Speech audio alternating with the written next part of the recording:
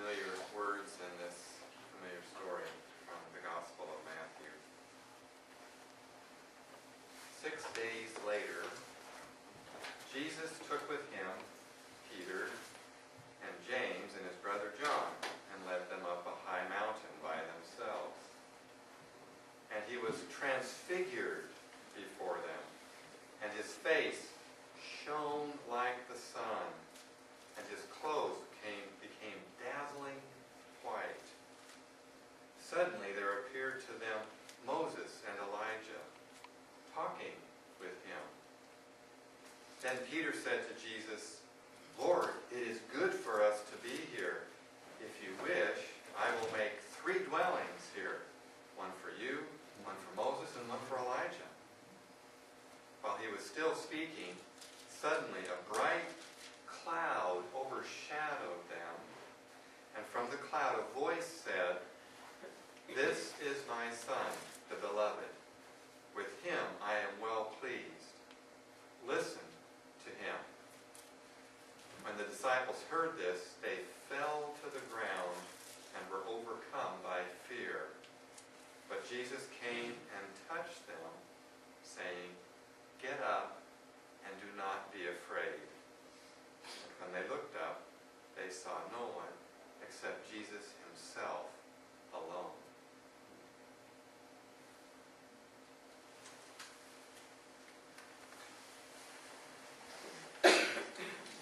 During this season of Epiphany, this time of looking for the light, we at Red Springs have shared a Taizé prayer chant following our confession each Sunday, and it's a simple one. I actually made copies of it. I don't know where they are. Oh, here they are. It doesn't matter. We don't need them. We'll do them this way.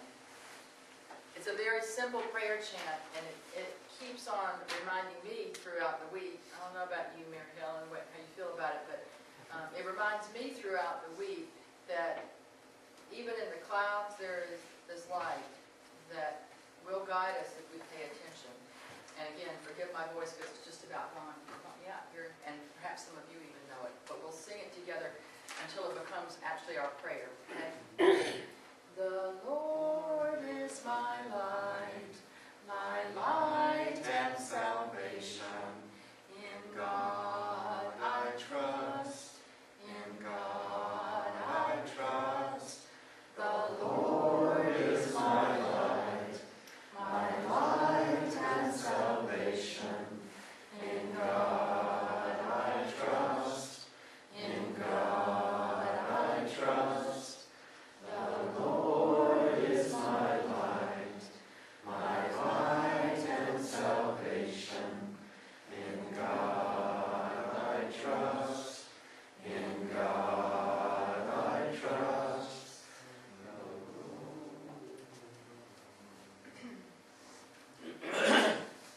The glowing light, if we imagine that on that mountaintop, is where we want to be, right? In each one of the Gospels where we hear this story, we know the disciples aren't so happy having to come back down. They want to live there in that mountaintop experience where the light is shining brightly and where the only thing they have to focus on is Jesus. And yet, all of us are called down from that high place.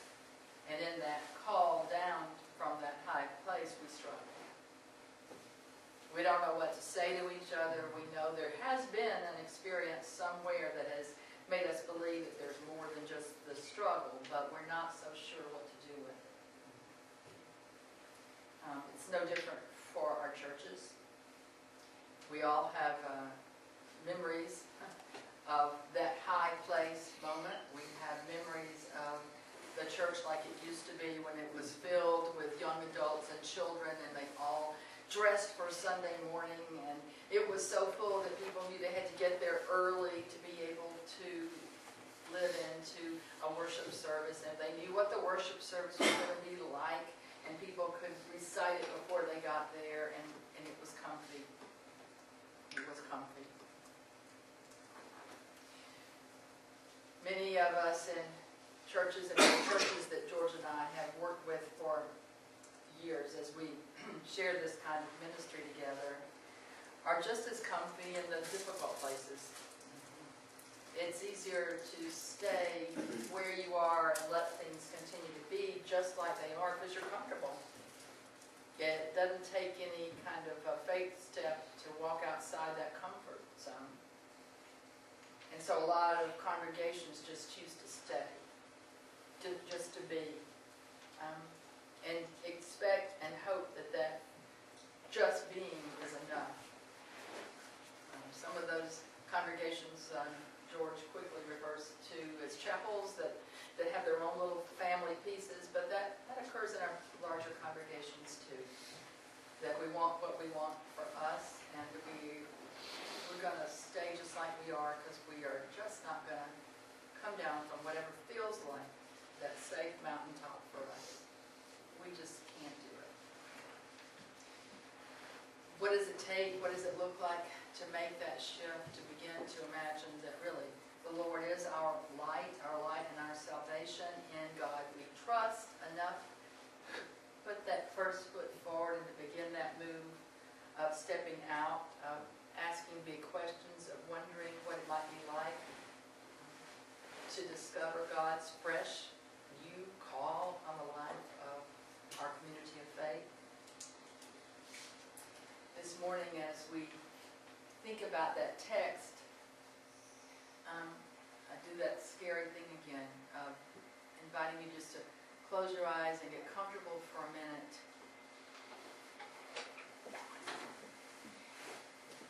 And I invite you this time to go to a place in your life that is just beautiful. I mean, a place that is beautiful. It may have been in your childhood.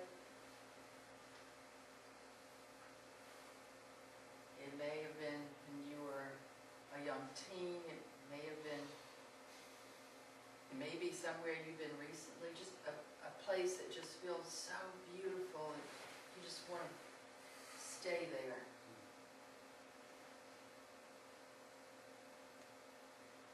In that place you are safe.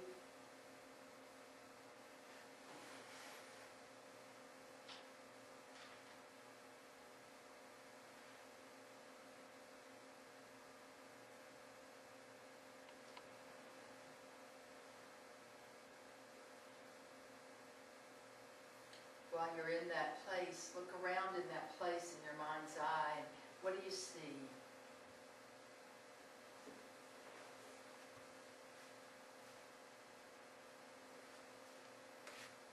Are there sounds that you hear that give you hope and renewal?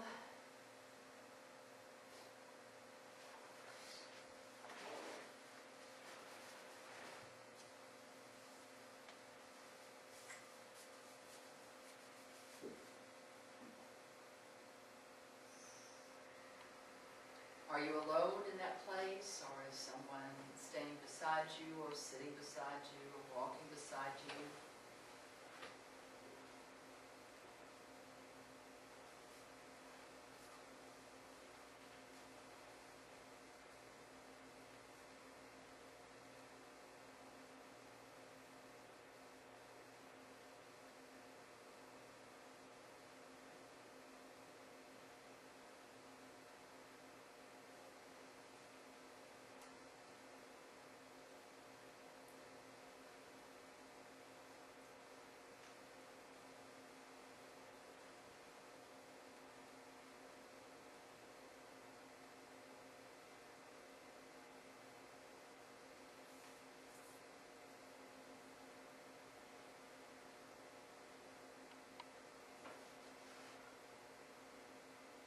So what might it feel like if out of the blue somebody comes up to you and says, you got to go right now. It's over. You're not coming back here. You're going back to the world where you have to do what you are called to do and be. What does that feel like? It's over.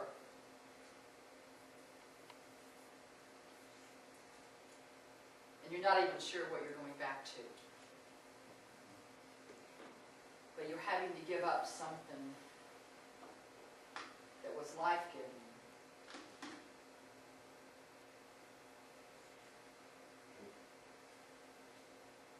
And when you come back from that place, things are different.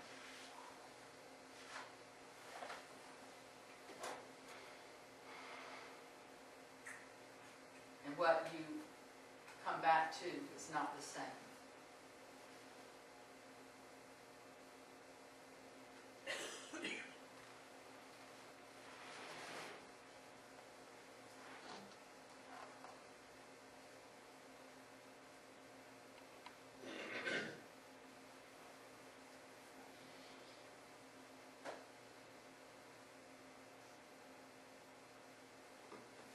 Again, the Lord is our light wherever we are. Not only our light, but our light and our salvation. Whatever that looks like to you.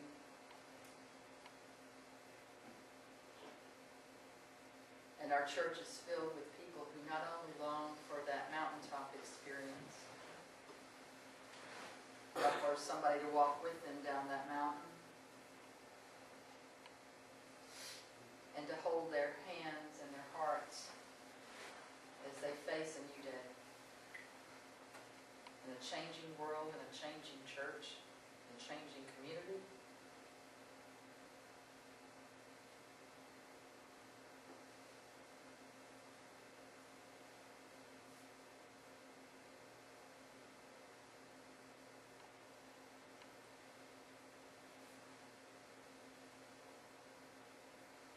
In Matthew, we hear words that should be, could be, might be the words we carry back with us into the places we're not quite ready to go. But Jesus came and touched them. But Jesus came and touched them, saying, "Get up. Get up,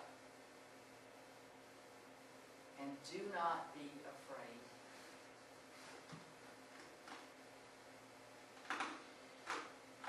Let that be our prayer as we begin to live into the new day in which we are being called, all of us, ready or not.